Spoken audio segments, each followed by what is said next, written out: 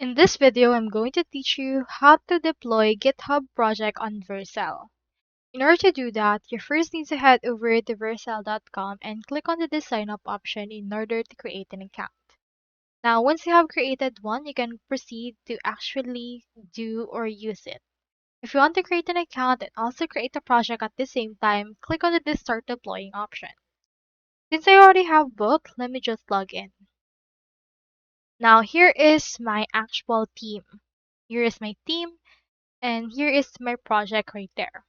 So if you want to actually deploy a GitHub project like I have in here on this one, what we can do is we can just head over to the team that we have, click on this add new, but make sure to click on the expand option and click on this project. Once you have done that, you can import from a Git repository if you want. So as you can see, we have this right here. You can choose from the GitHub account or you can add your own GitHub account from this right here. You can also switch your Git provider if you want. I have these two right here. So on my case, let's proceed to click on one of them and click on import. You can see in here the Vercel theme that we have, the project name that we want for this. I'll just rename it. Choose right here the framework preset, as well as other options that we can see right here. So you can choose your root directory, build and output, environmental variables, and the likes.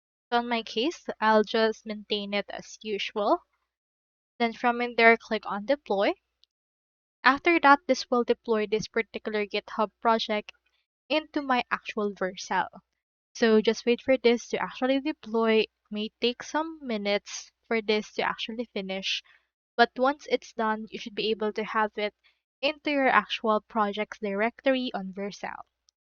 So that's all there is today, and I hope this video helped you out.